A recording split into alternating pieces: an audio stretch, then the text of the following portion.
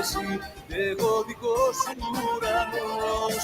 Ήρθες εσύ κι όνειρα κάνω ξανά και η καρδιά μου χτυπά σαν άλλη πρώτη μου φορά. Ήρθες εσύ κι η νύχτα γέννησε φως, είσαι τ' αστέρι μου εσύ και εγώ δικός σου ουρανός. Ήρθες εσύ κι όνειρα κάνω ξανά και η καρδιά μου χτυπά σαν άλλη πρώτη μου φορά.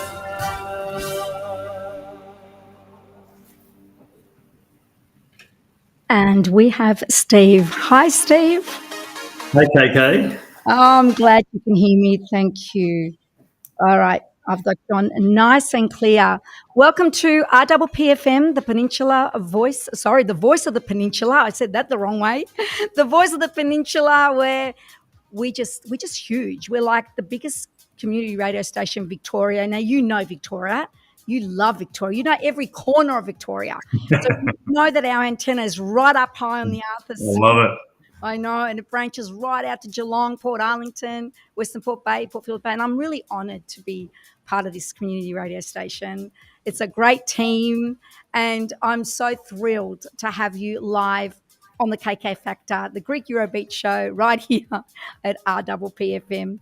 Steve, first of all, how are you? I'm really good. I just got home, so I'm sorry a bit late, and I was a little bit jumping online, different devices. I'm good. I'm great, and I love being on your show, KK. I've known you for a long time. You're a good human being, and you put on. People I think are starving for some good fun and some good news and some decency, and you deliver all those. So I love your program. Thank you so much, Steve. Thank you. And I said earlier, I did touch on your bio, covered everything that you do, because I think it's important for people, because not everybody follows politics. Not everybody knows behind the person who the Honourable Steve Dimopoulos is. So it was kind of on the professional level. And then I did touch on how we first met and, you know, that famous picture where I had both candidates on either side. Your journey has been remarkable. And as I said earlier to the audience, it's inspiring to have someone young, vibrant and so passionate, where you started off in a little cafe, Milk Bar Cafe, and here you are. But you worked so hard. Like when you got into council for under the Monash as an MP in Monash Council back, I think it was 10 or 11 years ago. It was such a long time ago. And you stayed there. You haven't budged. Like no one can kick you off your perch, so to speak. You're amazing. But you've worked hard, Steve. Now, this is where I was saying to the audience, whether you want to be a politician, state government, local, it doesn't matter. Or whether you just want to do whatever you want to do that is your passion.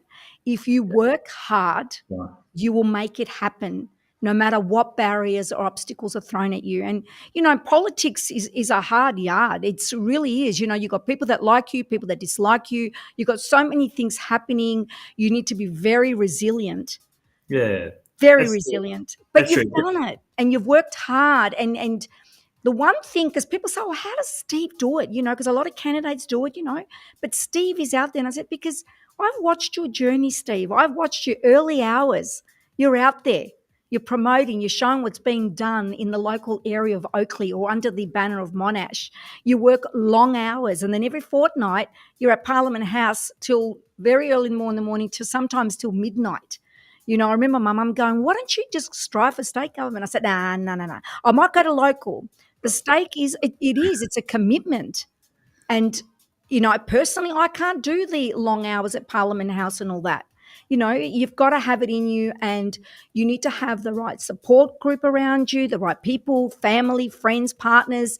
Everything plays a role for you to be a success as you are. And I called you a little star because... Oh, God, no, don't do that. Thank you. Come on, Steve. How many ministerial things have you got under you? Like, seriously, there is so many. And I did cover them. Okay, you're a sweetheart. And can I just say, I still find it hard to hear things like that. But I thank you so much. And I just want to say thank you, because the Greek community has been a consistent. Yeah, not everybody agrees with me, of course not, or not everybody agrees with the Labor government. Clearly not. It's a democracy, right? But the Greek community, in all its variations, has just been the most extraordinary support. Even those who don't support the party that I represent support the fact that Greeks have some senior role in the government of Victoria, and I think I think we should all be proud of that, whether it be me or Nick Stakos or Jenny Mikakos or anyone, John Panazopoulos, a whole bunch of people, Kat Theophanous. And I think it's important for that thing. I don't take those compliments well, because I think, and I'm not saying this to be correct, I'm saying because it's true, people work bloody hard.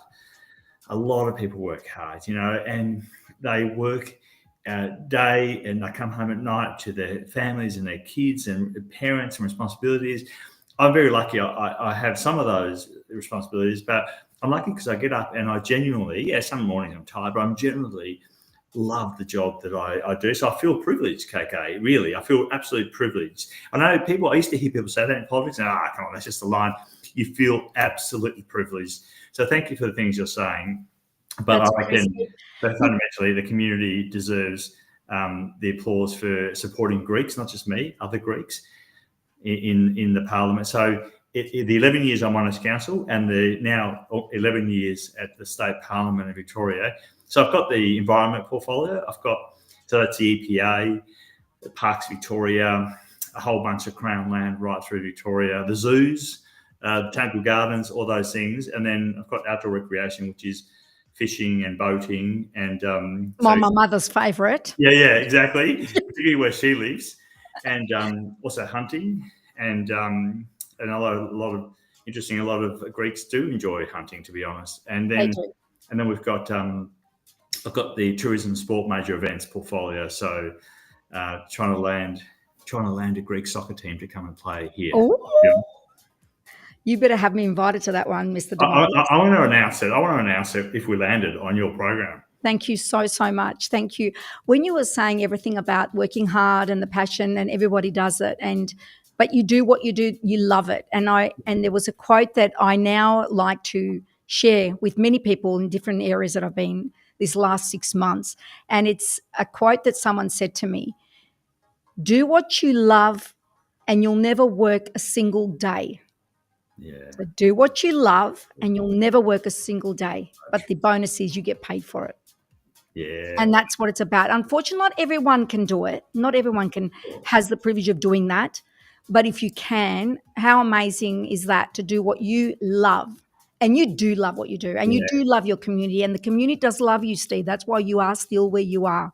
And, like you said earlier, regardless of what party people support, when they see you, they still say hello. Yeah, absolutely. And that's what it's about. I love that. And I don't expect everybody to agree with me. I'd be ridiculous to expect that. I don't. And there won't be any challenges for you either.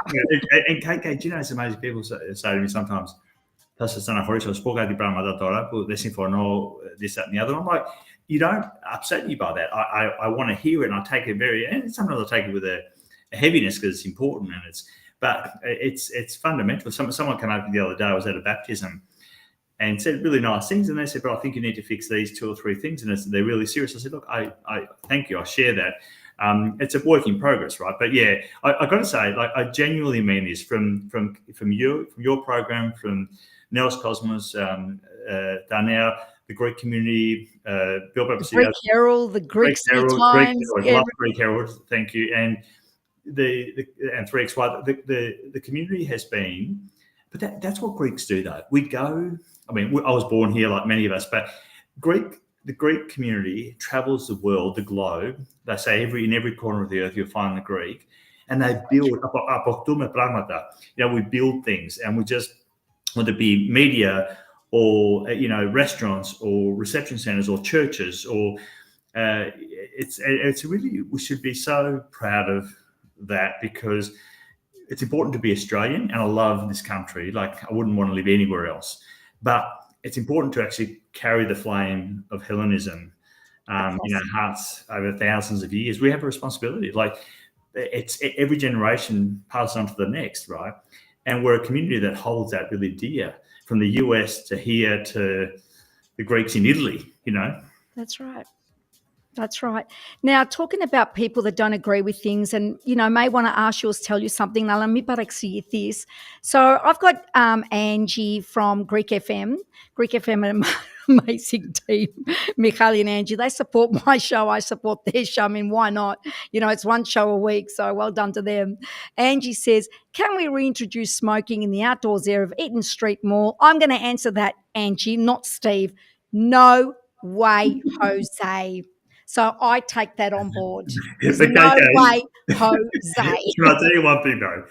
Thank you for taking that hot potato off me. But I've got to say something. The government, the state government, a few years ago, made a rule. And I was moderately happy with it, but no, whatever. It is what it is. The rule was, across the whole of Victoria, you can smoke in tables at outdoor restaurants where you don't eat. So you can smoke and drink, right, but not smoke and eat. So people who want to have a dinner or lunch outside don't have to have the smoke fumes. Oh, there goes the business. They're all going to shut down because if people are going to sit down and smoke and not eat, it's all over Red Rover. No, but the business had the option to say, these 5 tables are drinking tables only, therefore you can smoke. The business had the option to decide. Okay. Or 70% of our tables are eating tables. What Monash Council said, on our land, because we own the mall, it's our land, as in the council said, sorry, state government, we're just going to ban smoking overall. So all our tables will be eating tables and you can't smoke. So Monash went beyond what we wanted, to be honest with you. I'm glad that you explained all that because the sad truth is, and I'm very passionate and I learned so much during COVID because I had so much time to learn. And a lot of people don't understand what falls under state government, local government, federal government, and a lot of blame is put in the wrong direction. Yeah. And the truth of the matter is media knows the truth, but not all media puts it out there. And that's why I've always said that, unfortunately the media can control us, except for when you're on RPPFM and you're with me, because I just want everyone to be happy. And I will always tell you guys the truth or explain certain things or do the research. Steve, with all the things that you do, all the ministerial things, what is your favourite and why? Oh, that's a dangerous question. It is a dangerous question because you love everything. I do. We've already said that, but there's got to be one where it's like, oh, I'm glad I've got that one as well. I'm going to give you 2. Okay. Because there's so much. I'm going to give you one from the environment portfolio and one from the tourism. I love going to regional Victoria, finding a little family business that's a little winery, which is like single vineyard, or a little restaurant or B&B. And the Victorian businesses in regional particularly, but in Melbourne, put on the best experiences. We don't have a Sydney Harbour Bridge. We don't have a Great Barrier Reef. We've got other incredible assets here. Right. But we provide experiences. We are one of the best tourism places. The numbers show that. We've achieved a $40 billion tourism economy spend last year, the highest ever. So seeing those people who fight every day to be noticed and to put on the best, and people from the US and Germany and China come and they go back home, they tell 10 people, you should have seen this amazing little cellar door I saw in Heathcote in Victoria. Yeah. And that I love profiling those businesses, and we support them in different ways. You do visit a lot of businesses, and you do promote all the businesses. Yeah. And there's one little story that I remember you love, and these are the stories I love. You quoted, and it was a business where it started in a garage in Mount Waverley in the 70s, and had grown to be one of Australia's prestige furniture makers. That's a story that you love, which is basically what you're saying. It's supporting these regional businesses. Yeah. It's so good. And small business. I mean, I had a small business, right? And you did. Hardest thing I've ever done, actually. It's hard for some businesses. I get it. The other thing I love is, and it's not noticeable, but there's a particular bird variety called the helmeted honeyeater. Literally, helmeted honeyeater. They're beautiful. They're yellow or honey-coloured, and there's about only 25 left. No That's way. It. And then when they're gone, right? So what are you guys doing to preserve and keep them going? So we started a breeding program. Oh wow! And providing a safe space for them somewhere on a beautiful public forest in Victoria. And now I think they've almost doubled. I don't know the exact numbers. They've almost doubled. And I went out to have see the breeding program, and KK was just awesome. They have this feeding station, and you just wait there, and they come, these beautiful, gorgeous honey-coloured birds that are so rare, come and eat, and you watch them up close. And the protection of these species, like, we don't realise how many species have become extinct. And that, the butterfly effect, it affects so much of the ecology that we love. These species, these birds, these reptiles, a whole range of other species exist for a reason. Whether you believe in God or evolution, they exist for a reason. So we're doing a lot of work in the environmental portfolio to protect them. And Wilson's Prom is a bit of a haven for them because it's a bit cooler. So that's an area where we take a lot of the species to bring them back up to a sustainable population. So I love that. Fantastic. Now tell me, what's important to you, Steve? Having integrity. Like, I remember KK, Dad, when we won the election last time around, a radio station did an interview, came to the Oakley Bowls Club, and said to my beautiful dad, who's now just turned 80, he'd hate me saying that. He's a lovely man. I'm going to just jump in there, guys. I have met your father. I remember when I did a little interview with your dad, and he was so, so proud of you. And your mum was there, and I met your family. I was very, very honoured and privileged. They're adorable. Thank you for saying that. Equally, yours are. And but what he said was interesting in that interview. They said to him, "You must be proud of your son." He goes, "Yeah, well, I'm proud of both my children."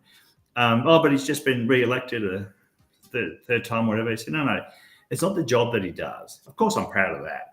But it's whether what I'm proud of is if he's a good person, and I think he's a good person.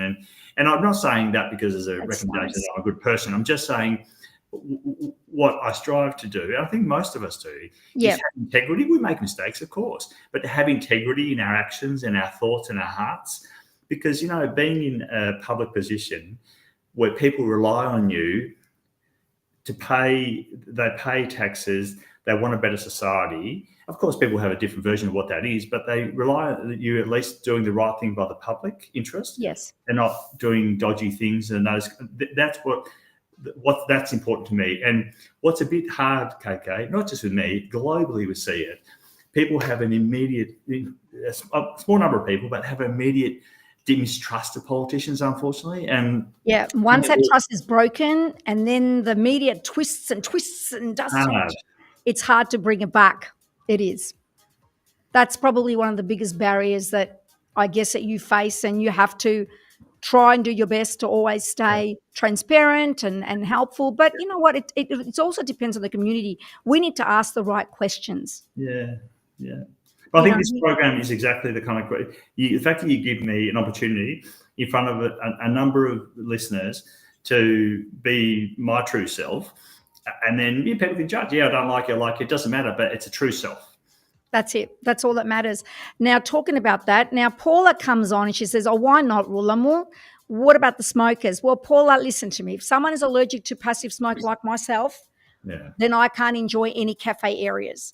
But for the smokers, I get it. You can't smoke around when you want to eat.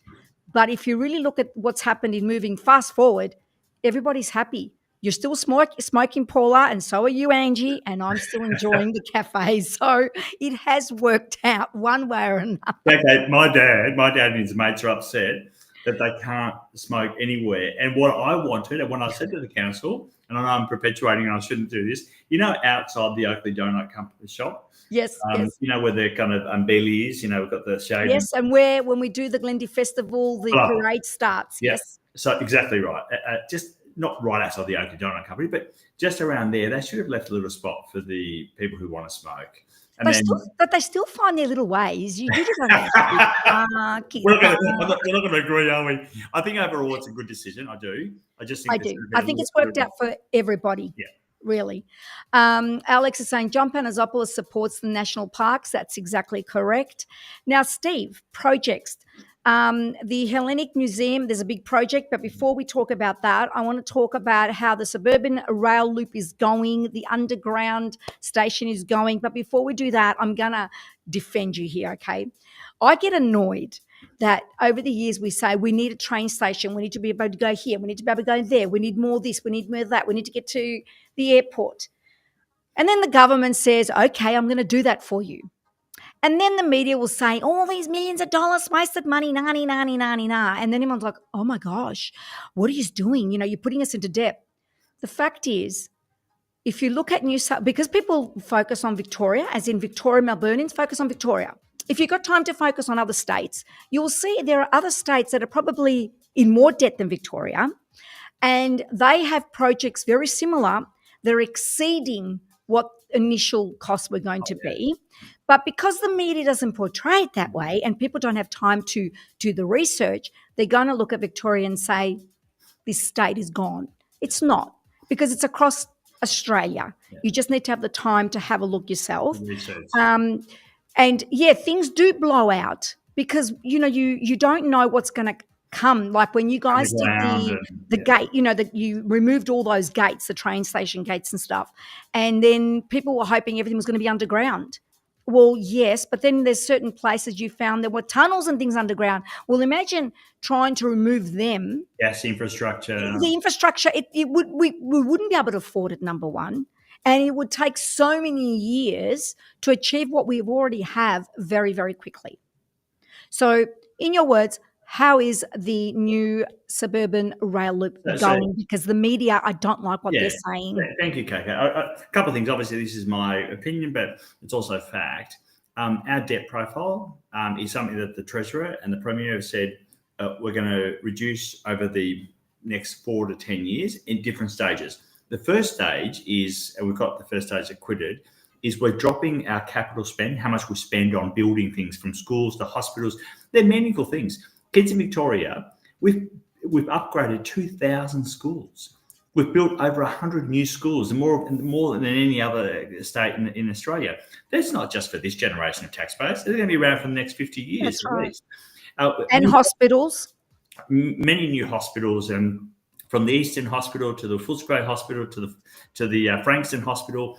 People deserve these services. We have not been doing a lot, as in Victoria, over decades before. So we're sort of trying to catch up on a whole bunch of infrastructure. Yes.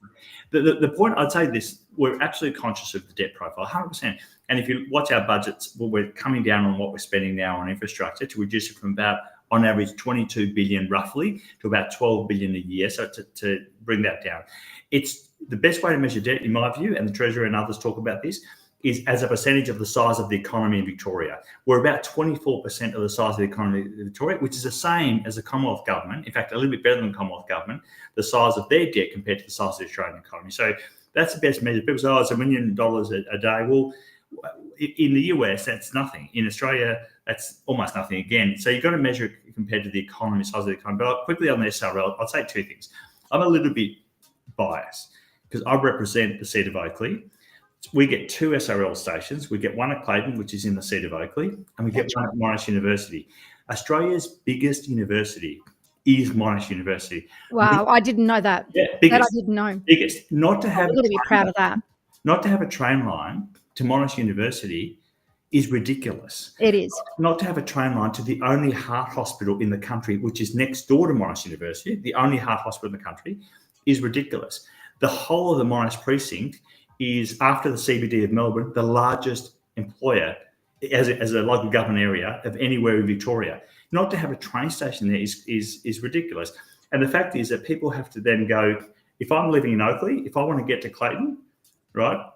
Oh, sorry, if I want to get to Glen Waverley, let's say, I have to go into Richmond from Oakley, go back. That's right, and take the line from there to get to Glen Waverley. Yeah, so and in the end, I'd say this too, and this, of course, there's differences of opinion, but it will never be as cheap as it is today to build that thing. Because in 30 years' time, it'll be a lot more expensive. It always is more expensive in the future. So you just need to make a decision, and half the people agree with you, half won't, and you just get it done. Wow. Steve, it's great the way you explain things. And I know we could be here for hours, but we don't have that privilege, where you could explain things and make things sound so much better than the way the media portrays it out there, and people get upset. Instead of being proud of what we got and what is happening and what my grandchildren will have access to, I'm proud of all those things, but unfortunately, as I keep saying, it's not portrayed that way. The Jacinta Allen, the Allens government. Now, thank you so much for introducing me to Jacinta. I was so honoured that you did that, and I truly appreciate that. Was at the Antipodes Festival. You meet every premier though. But that's because of you, Steve. That's because of you. Look, we've built a good trusting relationship, and I understand that's why. And I was really taken by Jacinta, and I can't wait to speak to her live and to bring out the real person who Jacinta is, because in that brief moment on a day where she's so busy, security, people meeting and greeting, so much was happening. I walked up to her after I'd met her. I walked up to her and I said, "Excuse me, Jacinta, do you mind just meeting and saying hello to my mum?"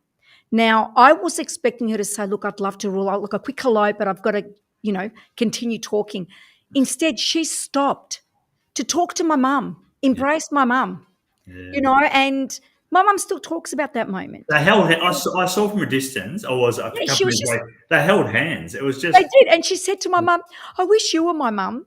And my mum goes, "But don't portray her like that on TV." And I said, "Mum, I understand. This is why I'm so passionate about getting them live on my show, so people know who these people really are, what their background is, where they started from. Because the way things happen and making so, I feel for Jacinta Allen. She's the second premier ever in Victoria, the second female ever. And instead of getting all the support from the media, from everybody, they're throwing obstacles at her. But she's still standing, and I can't wait to tell her story, because I think she's an amazing woman. I love that. And you know what? An amazing job. I'm going to play this bit to her in the next few weeks, and because we're trying to organise a time, remember. But I'll tell you, just on your mum story, I'll tell you a quick little one. And I'm not breaching confidence here, but I had a meeting. The Premier, Jacinta Allen, had a meeting with the Greek Consul General, Ekaterina, the other day. Yes, we saw that. Yeah. Yeah, and I was in that meeting, and I said I can't remember how we got to this, but I said to the Consul General, because Jacinta laughed at something and I said she's in a thermi gineka. Yes. And the Premier and her staff member said, "What's this word, thermi?" And I said, Premier, thermometer. She goes, "Oh, of course." It's another Greek word. every word, right? Yeah, I said, we were just saying that you're a warm. I think it's something to do with being a country person too. Adds to it. Yeah, the country. I believe that. I truly do believe that. I truly do. And she's inherited a lot of things. People need to understand she's inherited a lot of past history. But we'll talk about that another day when I get her on live. Steve, Alex wants to know what part of Greece you are from. So dad's from Patra, and mum's from a Komopoli, like a town called Xylokastro, which is, some people will know it. It's not about 10-minute drive from Kiato and Corinthos. So both from Peloponneso. Yeah, mum grew up opposite the beach. So when we go back to Greece, whenever, from time to time, I love Patra, but I love mum's part of town because it's like literally opposite the beach. Wow. Okay, Steve, Hellenic Museum Exhibition. Tell me about it. Yeah, I just want to say, this is we should just make a big song and dance about this. The Hellenic Museum, the only Greek museum in Australia, here in Lonsdale Street, is amazing. I don't know if you haven't been, please go. It's a beautiful old building, but the staff there, Sarah Craig, the CEO, the board, the families that support that museum for decades are incredible. We owe them a debt of gratitude. This is about the third major exhibition they've brought here, probably more, but the three that I can remember. It just arrived a month ago, and it's called, I forgot the name, Kate. I'm so sorry. I'll pick it in a second. But there's 119 artifacts from Athens, Greece. Many of them have never left Athens. When people say that, I've never left wherever they're coming from, the French impressions never left. Amazing. You should go and see the French impressions, the NGV. But we're talking 200 years from Paris. We're talking 8,000 years have never left Athens, and they've come to Melbourne because of the Hellenic Museum. So the Premier was so taken, Jacinta Allen was so taken with this, because we had nothing to do with bringing it here, but she went to, on Greek National Day on the 25th of Expedition, and she went to the museum and she said, "This is an exhibition that I want all Victorian kids to see, because it's so important to how we see ourselves as a civilization, because how impactful Greece has been to the civilization of the world, that we're going to partner with the museum to pay for every kid who wants to come here to see it for free. So kids don't have a barrier." So good. You know what, Steve? Talking about that and the importance of the history, I had watched the documentary, the Anzac, the Greek chapter. I'm not into wars. And I just know in general about World War One, World War Two. It's never really been an interest. When I was privileged to see the documentary at the shrine, it was an amazing experience. But what was even more amazing is to learn about the history of the Australians and Greeks, Amazing. the way Australia fought for Greece back in World War II.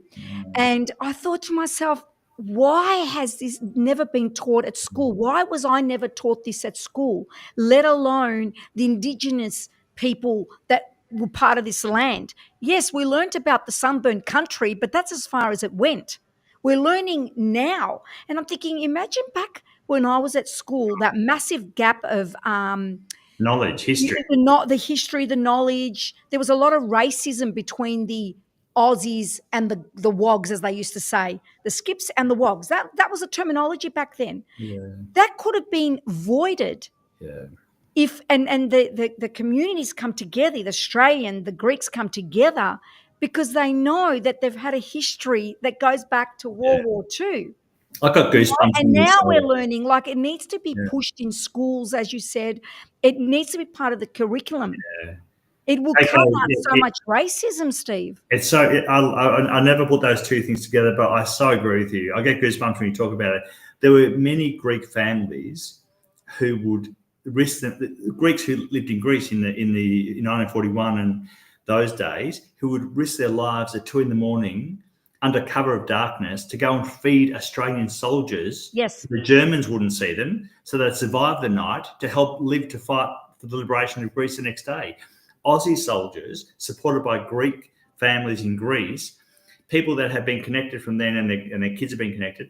And you're right, we've only sort of discovered this story. And do you know, John Pandazopoulos has been incredible with this, and Lee Talamas, who's an MP, a Greek background MP in the Parliament as well, and Jim Cleven is the Jim historian Cleven, who brought it together. Yes. All three of them have been, and others have been incredible. I know, amazing, because I went once to Perth and I stumbled across near Margaret River. We went to have a look at this beach with my girlfriend and I came across this little white church and I'm like, I've seen it. It's amazing. And I walked into this little white church and I wrote my name down. I'm flicking through this book. It was a tiny little monastery church. And I was, oh my goodness, look at these people that I know that have been there. And the history was that the Australians built this church in honour to thank the Cretans that saved their soldiers. It's amazing. And I only stumbled across it, Steve, and it's like, this is... I had the exact same experience near the beach. Near the beach. It starts with P. I know it starts with P. Now, can I say, let's be honest. Did you go to Margaret River for the beach or for the wine? I'm not really an alcoholic drinker. But I did want to see the wineries because it's different. It's like going to Adelaide and seeing their wineries. I don't drink much, but I'll have a little sip just for the sake of trying the wine. And Margaret River was just something different, and I was hearing little stories, and I said, no, I want to experience it. And it's a beautiful part of WA. And the weather's the weather's beautiful. I was staying in Fremantle most of the time there. I love Fremantle. You don't even need a car to be in Fremantle. We are very lucky in Australia. We really are. And a lot of Greeks haven't even travelled around Australia to see what we have on offer. Seriously, in my retirement, I mean this, I don't just say this, I want to get an RV, like a motorhome or a caravan. And travel around Australia. Freedom, of course, and go to Greece for summer, but just that sort of time travel. Anyway, I'm conscious of both. I know, conscious time, you do need to go, Steve. Steve, thank you so, so very much for your time. Is there anything that we haven't covered that you really need to tell us? Otherwise, I'm happy to get you back on anytime. No, I love that. And I love what you do, KK. Thank you. People tune in and they get a sense of belonging, a sense of community, and some good conversation. It doesn't have to be negative. The world's tough enough. And that's why I will come on your program. I'd love to come on again. And I'd love to organise a premiere. But thank you so much for what you give out to the community. Thank you, Steve. This is all for love. You've got your normal job. You've got every other responsibility with your kids, your grandkids, your parents. That's right. So it's my turn to say, on behalf of everybody listening to you and me, we love what you do. Thank you. Thank you, Steve. Have a good evening. Try and get some rest. I will. Bye. Bye. Feel like yeah. That's right. I'm never competing, always get whatever I like. And that was the amazing, Honourable Steve Dimopoulos. Then a little crazy. I might let you date me only if you can match my vibe. If you want it, come get